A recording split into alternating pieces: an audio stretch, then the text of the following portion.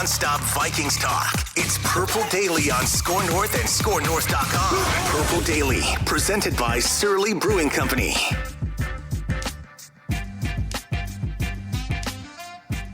You like that? Yeah. You like that? Yes, we like that because we like these feedback episodes. Purple Daily reads the comments here. It's Phil Mackey. It's Judd Zulgad. It's our executive producer, Declan Goff. We just want the Vikings to win a Super Bowl before we die. That's what we're all about here on Purple Daily. The show is powered by Surly Brewing Company and TCL, one of the world's best-selling consumer electronics brands. They have a new lineup of award-winning TVs delivering the most entertainment with stunning resolution, all at an affordable cost. Enjoy more of the things you love with TCL. Are you guys ready to dive into some feedback, some comments, questions, concerns, critiques about the show? You know what? All right. Most of these aren't really about the show, but we're here to help you guys answer questions, being the authoritative experts that we are on Vikings football and life. All right. Justin Nielsen via the Score North app says, just a thought here. The 1997 Vikings had the second worst defense in the NFL, and they made some minor free agency signings to address the defense. In 1998 draft, so the same offseason, they selected Randy Moss with their first-round pick and addressed defense with the rest of the draft. Wide receiver wasn't even a team need. They had Jake Reed and Chris Carter. It's true. This is in an era where you didn't even absolutely know who the third wide receivers were, right? Yeah. Do you see a situation where the 2022 Vikings take one of the top receivers available at 12? Oh, God, this is great. This is great, especially considering our friend Darren Doogie Wolfson on The Scoop yesterday came in and said, I am hearing speculation, maybe reckless, maybe not, about the Vikings possibly targeting a receiver at 12. You know what? I'll say this. I don't expect it. I won't dismiss it. I will not dismiss it. That if they, because it makes a little bit of sense, one, based on the facts that were just laid out from 98. The other reason why it makes some sense is this one. If you hypothetically love a receiver at 12, Thielen's probably got a year left here, right? Like there's a very good chance, it sounds like, that he's going to play 22 here, and then despite his contract won't be back. So if you can find his replacement to pair with Jefferson, you might be tempted. So yeah, I wouldn't dismiss this, and I love that point. So I have largely resisted this idea, or not resisted, just kind of dismissed it like, KJ, they got KJ Osborne. They got KJ Osborne, right? Right. Well, KJ Osborne, he's fine. Like he's definitely, like he doesn't have number one receiver potential, I don't think, but he's definitely a rock solid rotational number 2, number 3, number 4 wide receiver, right? Mm-hmm. But when you think of it less about like, well, because they have KJ Osborne, it's not a position of need anymore, right? Like, so flush that idea from your head for a second and think of it this way. And the 97 Vikings are a great example. The 97 Vikings finished, in terms of points per game, they were 19th out of 30 defenses. So they were like a bottom 10-ish defense. And they were 11th out of 30 in points for. So they had, the offense was the strength, but they were still outside the top 10 offensively. And the defense was kind of a liability, and they had to retool it. And so instead of thinking, okay, how do we get the defense, which was 19th, up closer to the offense, which was 11th, they said, what can we add to that offense to make it great and to make it unstoppable? And even if the defense doesn't come along that much, who freaking cares? We're going to blow the doors off teams offensively, and that's going to make our defense better because we'll be playing from 3 touchdowns ahead all the time. And they did in 1998. And they were, at the time, the greatest offense of all time. What if instead of thinking, okay, the defense is the weak link on this team, and the offense is like kind of a fringe top 10 unit, and you just got to add some pieces, and the defense can also be a fringe top 10 unit. What if you said, what's the piece offensively that you can add to blast this thing off into the stratosphere and have it be one of the best offenses in the NFL? Mm-hmm. From that perspective, drafting a potential future number 1 caliber wide receiver at the number 12 overall pick is very appealing. Jefferson was drafted later than that for the Vikings, and there's receiver. I don't think this is as strong of a class as that was, but like there are some dudes in this draft class that might absolutely be number 1 or number 2 caliber guys. And you plop one of those guys on here, and now KJ Osborne is your 4th receiver, still getting run in a system that spreads 4 and 5 receivers wide on a regular basis, right? I kind of like this idea. The key to the Moss pick too is this: nobody expected him to fall, and he just free fell because there were character questions, and I believe he had started at Florida State, Notre Dame, Marshall, and so what Denny Green had the guts to do was say, "I'm stopping that fall now." So I think this also comes down to if a receiver that you absolutely love falls, and the other parallel is this one, Denny, offensive guy, right? So he's like, hell yeah, I'll take this kid. This kid could be awesome. O'Connell, offensive guy, could say the exact same thing. Where Mike would have said, "Oh, Rick, you got to get me a defensive guy. That's my forte." Yeah. So there's a definite discussion to be had that this point could be exactly right. Yeah, and you need if your goal is to flirt with a Super Bowl, win a Super Bowl, go 2-3 rounds deep in the playoffs, whatever it may be. You need something great. Like it can't just be that like, oh, we're pretty good defensively and pretty good offensively. Like that doesn't add up to NFC Championship game or Super Bowl. What is the thing that you can hang your hat on as a team and say we are unstoppable at this? Like in 2017, it was pass rush and pressure. It was defense. You are not going to be able to stop Everson Griffin. At the time, you're good. Like Anthony Barr, Eric Kendricks, the front seven, you are going to have an impossible time containing the double A gap blitz, right? All that stuff that Mike Zimmer was throwing at teams. Mm-hmm. I don't see a way where like your defense is going to be the thing that you hang your hat on in the next couple of seasons. Like you're going to try and make it as good as you can, but offense, you can kind of see some of the pieces. You have a really accurate, quality quarterback. You've got Justin Jefferson, Adam Thielen, Irv Smith coming back, Dalvin Cook, depth at running back, maybe an average offensive line for the first time, new coaching staff, scheme. Like putting another chip on that offensive side of the table is really interesting. If you went two really, truly high-octane receivers too, good luck. Dude. Like Thielen just running red zone. Yeah, because he's not high octane. Like he's good. He's really, really good, but he's not a high. But I'm talking about if you literally turn and he does it, Kirk loose. Look, so Kirk is turned loose. You like that? And you say, I love it. Kirk, I'm going to prop you like this. This actually, I still don't think that it's the likely thing in the draft, but it actually makes a ton of sense and it's really intriguing. And we probably both dismissed this previously too quickly. Yeah, it just I don't know. You're like, hey, they got enough receivers, right? They got enough receivers. Well, that's what everyone thought in 1998 too. Well, they got Jake Reed and Chris Carter. Oh, and they can still have those guys. And here's Randy Moss. And you gotta have the guts then to stop that fall, which is what Green had. Interesting. Dex, are you yay or nay on the receiver at 12?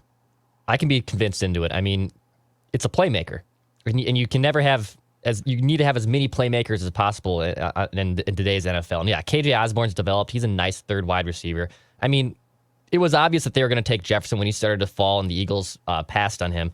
But I mean, the Vikings had Thielen and look, Olabisi Johnson had a nice rookie season, right? Like he was like, oh, Olabisi, nice little 50 catch I think season was okay. And he somehow started over Justin Jefferson for those first two games, which is even more remarkable. But the Vikings still said, hey, we're going to have a game-changing playmaker on the football field on our offense. And I would not be surprised if they ended up taking another big playmaker and plugged him into this offense. Yeah. Yeah, KJ had 50 catches, 655 last year, 7 touchdowns. I mean, but like, what if he was your fourth receiver? And this is an offense that Alex Boone was laying this out. And by the way, we will get Booney back on. People have been asking about Booney. Booney's got some projects and stuff, and so he needed a month and a half off. We'll definitely mix Boone back in on the show. But like you're going to use a receiver, like a fourth receiver, more often in this offense than you would have in the previous offense. So, All right, next question. Jake Tedrow via the Score North app. Phil, I wanted your thoughts and maybe Judd and Declan's thoughts as well. So you guys maybe provide your thoughts here. I'll just sit out. That's fine. Do you think the Vikings should develop Kene Nwangwu into a role like Debo Samuel in San Francisco? Think of the weapon this guy could become, especially with the speed he has. The Vikings had a player like this with Cordero Patterson and missed out on his potential. An offense with Jefferson, Thielen, Cook, KJ, Irv Smith, ISM, and Nwangwu could be very good. The defense would have a hard time trying to figure out who's getting the ball. What are your thoughts on this? Interesting. I like Kene Nwangwu. I don't think he can be Debo. Debo Samuel is just a freak. And I don't know if Kene has necessarily like the size and just overall skill that Debo had. Like Debo, it's got actually pretty wild. Someone tweeted out, I think like a few months ago, that Percy Harvin was really like the first Debo Samuel, right? Like he was used very in similar ways. Where Percy, when he had the ball in his hands in the backfield or as a receiver, he was just a treat to watch, and so was Debo. I just don't know if Kene Nwangwu has that type of talent in him. He definitely has, though, that talent of a team like the Chiefs would find a way to use him, and so I think that's there. So I would not draw the Debo parallel, but I would draw a parallel of could be really effective if used creatively, which is why last year drove me crazy. He returned 2 kickoffs for touchdowns. Nobody does that now, right? And so, like, he's got this talent, and he's running up the A gap. Yeah. What are you doing? And he has more of like the running back background. Debo has more of the receiver background, and they've kind of worked him out of the backfield. Yep. So they have different backgrounds. But what it comes down to is touches, right? Productivity per touch, however you can manufacture that systematically. And Debo Samuel touched the ball 136 times last year. Right. About half of those were technically runs out of the backfield, although I bet you if you went back and looked, some of those were, there were probably some jet sweeps that looked like runs, but they were passes, right, where you're tossing the ball forward. He averaged 13 yards per touch last season with San Francisco. Against the Vikings, he did, yeah. That is nuts. So I don't know if it looks like what it looks like with Debo in San Francisco for Nwangwu, but like, can you get Nwangwu some more touches? Utilize that speed, that speed in space against matchups. I mean, if you can get that dude on a linebacker or a safety, if you don't build a package of plays for Nwangwu, I think you're crazy. Yep, and that's like looking at the chessboard differently. Mike Zimmer wasn't spending time looking at the offensive chessboard saying, how can we get this dude in space? Kevin O'Connell is going to literally be looking at that chessboard for 20 hours a day, obsessing over how do we create mismatches. And right? Clint didn't, and that's the problem too. Like last year, nobody did. Previously it was a Shermer who was really good, right? Yeah. And then Gary or Stefanski. The problem is, who last year was even exploring options? Yeah, it looks like nobody. Who is the creative mastermind? It just right. It So wasn't this will be happening. totally different. All right, David W. via the Score North app says, I'm disappointed with you, Phil. If you're going to whip out some Wally football mock drafts, walterfootball.com, a true analytical mind will already be thinking ahead to the 2023 draft, which is only 12 months from now. Luckily, walterfootball.com's 2023 NFL mock draft already has the Vikings picking somebody at number 20. I want a mock! All right, a mock a day here on Purple Daily. We have a 2023 NFL mock from walterfootball.com. Oh my God. Hey, Wally Football. Only $9 a month for the premium ad-free version of Which you won't get. walterfootball.com. Cheap poll ads. I'm going to spare you the whole draft. The Vikings are picking at 20th in this draft, which means Playoff team. playoffs. Yeah. Well, Second seed, right? Playoffs. Playoffs? What are you talking about, playoffs? And the Vikings, with the 20th pick, they select out of North Carolina. At guard, North Carolina. Guard. Not guard in this case. Cornerback David Spalding. I want a mock! Get up! Wally! Wally, Still what the bleep? everlasting need of cornerbacks, apparently. The Minnesota Vikings. How many quarterbacks go in the top 10 if you can see the entire mock for 2023? Wally Football is smart here. He's broken this up hiding into it? two different pages. So hold on. Never mind then. No, I got it. I got it for you. Okay. All right. Yeah. Because I was on page 2, pick 17 later. Page 2. So he's got C.J. Stroud from Ohio State going number 1 to the Texans. Then he's got Bryce Young going number 2 to the Falcons. Okay. So he's got the first 2 picks are quarterbacks. Then he's got a third quarterback to the Lions, Anthony Richardson from Florida at 5. That's 3. Yep.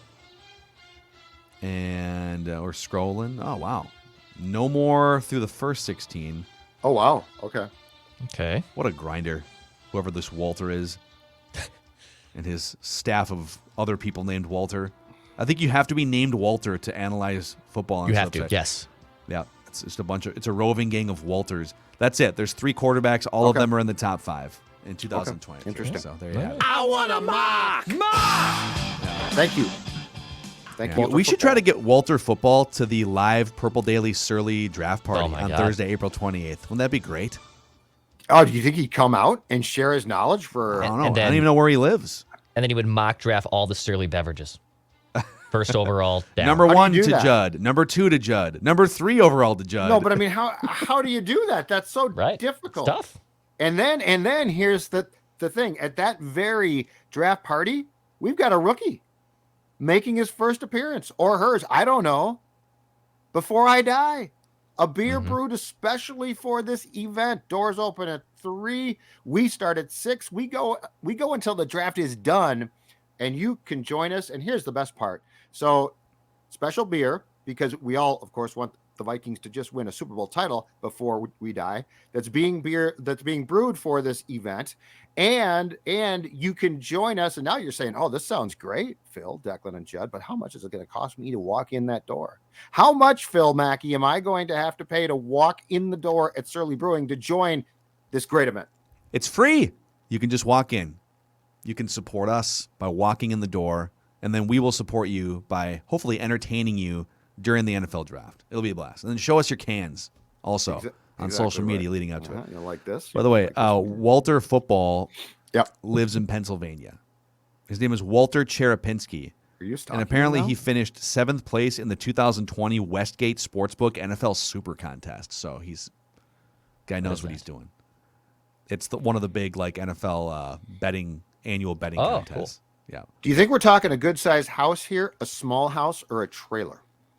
For Walter Yeah. Cherapinski, I could think see I think Walter- he's probably doing pretty good. I could see Walter with a trailer. I don't know why. I'm envisioning a trailer.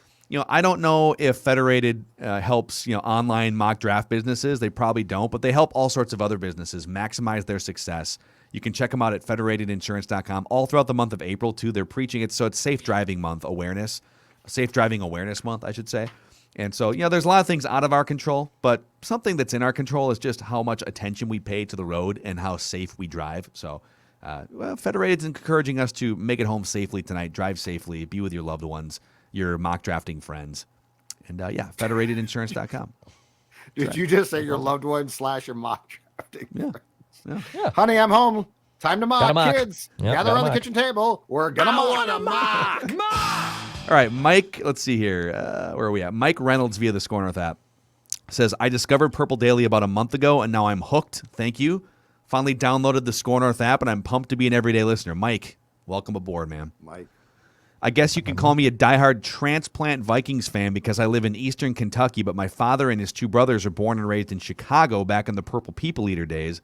One brother a Bears fan, one a Packers fan. My dad, the lucky Vikings fan, he watched them go and lose all 4 Super Bowls. So I've just been wanting the Vikings to win a Super Bowl before I die my entire life. I'm happy as hell to have found a place to talk honest Vikings football because there ain't a lot of skull chants out there in the Appalachian Mountains where he lives. Awesome, man. You found your community. Yeah, we appreciate Whether that. you're local in Minneapolis, St. Paul, or you're a transplant, you're welcome. Get on here. that plane and come up to the Surly first-round draft party that Score North's going to have. Richard Boomhauer via the Score North app says, how's it going? Hoping to get this answered on the Purple Daily Reads the Comment episode. Just wanted to ask you guys, wanted to ask you and Declan if you watched WrestleMania last weekend. I did. I thought it was an awesome 2-day event. I was let down by the Lesnar-Reigns match. Personally wanted to see Brock win. But nonetheless, the show was great. I love Bianca Belair versus Becky. Just wanted to get your opinions on WrestleMania. Just one before we die. Skull. Oh, give us your quick WrestleMania take, Dex. I'm gonna share it for the Purple Daily audience after sharing it on Mackie Judd audience. Watching Stone Cold try to wrestle was painful. It was painful. I completely disagree. I love him, and I think he's amazing on the mic. And if he would have just come out and did some stunners, I'd be fine with that. Watching that leg try to get up was painful. Listen, it was a little rickety. Okay, he had about 9 knee braces on each knee, and but I thought he was in a lot better shape than he could have been. Yeah, he that's took true. a freaking suplex bump on the concrete at one point. Respect. Yeah, and that's awesome. But He hung. Kevin I would've Owens just bumped preferred- like a champ too, man. He did. The first night was a blast. Just so many fun things. I actually thought too, as at night two, the Sami Zayn. When was the Jackass match? Was that night two? Or That night one? was night 1, I believe. That was fun. With the life-size mousetrap. I'm done with Reigns and Roman. I'm good there. We don't need to see that for a fourth time at some point. Reigns and Lesnar. Reigns and Lesnar. Yeah. Yeah. I'm done with that. Two Yeah, former man. Vikings, I know. Right. It's crazy. Loser Main has to go back. eventing WrestleMania both for a cut third after time. training camp or in training camp. Yep. Wouldn't it be fun to go back and like, oh, it's crazy. Roman Reigns is out there right now trying to be like a I remember backup him. defensive lineman. I remember him at training camp. Crazy. Did he have long hair then? Joe Anoa, I believe. Yes. I don't think I think it was long. I don't think it was super long at the time. Okay. Yeah, but he got Mario Rossi. He is the regional manager of Midwest Mock Draft Scouting on Vikings Twitter, Iowa Okay. being the region. And he chimes in via the Score North app. Random Vikings question for you guys. With Kwesi and the front office bringing back much of the same roster, is there any chance we see Anthony Barr back on a similar deal?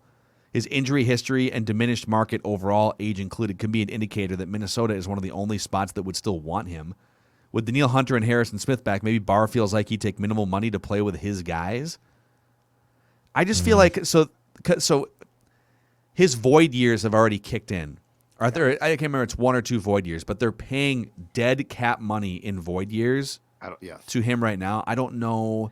It would have to be like a total veterans minimum deal for me to entertain that. Otherwise, why would you not have just like reworked his deal? If they wanted him back, they probably before those years kicked in, they probably tried to do something, and he probably said no. Yeah. So my guess is that if there was an opportunity that both sides considered, it has passed. Yeah. Yeah, and not to mention, like, it's time for it to pass. Time for a lot of guys. How many times have you watched Anthony Barr in the last few years and been like, oh, look at the huge impact. He did have the pick in overtime. I am not for bringing more guys back. I'll tell you that right now. I'm for jettisoning, not bringing back guys. New blood. And then Ben Shimko via the Score North app says, new listener here to Purple Daily. Stumbled across your podcast on YouTube a couple months ago. Haven't missed an episode since. Thanks, Ben. I live in Wisconsin. My whole family is Packer fans, so I love hearing from you guys and knowing you can understand my pain. I keep hearing you guys say we're just running it back, and I somewhat agree with that, but not nearly enough attention is being paid to the fact that we know basically nothing about the 2021 draft class. One good draft can dramatically change the landscape of a team. Last year's draft class should get a fair chance now with KOC and get a whole new set of guys that Kwesi wants. That alone gives me hope for this season. So I'll ask this. Are there guys in that 2021 draft class that you look at and say, man, like, but Wyatt Davis being the obvious one, but are there any other guys that you're like, I'm really curious about this dude. Wonder what happened to him. Is he going to get a chance with the new regime? Ooh. That's a great question because we know so little about the majority of that class. You're right. Davis stands out. You know who I'm curious about? And I don't think he's going to be great, but I think he could definitely have ability to contribute is Amir Smith-Marset, the receiver from the Hawkeyes. I think that there's no question that Nwangwu can have a role. Do I think it's going to be huge? No. Do I think he's talented and incredibly fast? Yes. So I don't know if there's any like game changers per se, but I think there are definitely people that can contribute who got buried and or were simply not used to the best of their abilities. Because I think with Nwangwu offensively, there was something there, and they never came close to exploring it. Yeah, I'm actually kind of intrigued by the two defensive linemen. Patrick Jones II was a third-round pick by the Vikings out of Pitt. Yeah, that's a good and one. then Janarius Robinson, who Randy and Cottage Grove predicted that he would get drafted by the Vikings. Amazing. He was a 4th-round pick out of Florida State, and I don't think he saw the field at all last year. But those guys, Janarius Robinson is 6'5", 265 pounds. Yeah. He's just a machine. So is there, can one of those guys pop and give you something too? Also, I mean, like, Cam Bynum only played like 3 games, and he showed some major flashes. That's another good so one. Yep. could he just be a starter for 17 games this year? Chaz Surratt was the 3rd pick the Vikings made last year. He was a 3rd-round pick. That's a linebacker. Could he give you something? We don't know. We don't know. It is phenomenal that entire draft class, really aside from Darisaw, got that lost. Yeah, I mean, hell, Darisaw only played half the season because of injuries and doghouse and different Yeah, and things the like coach that. was not pleased about that. We all recall that. No. So, all right, that's a wrap on Purple Daily Reads the comments here. We just want the Vikings to win a Super Bowl before we die. And we'll see you guys tomorrow on the show.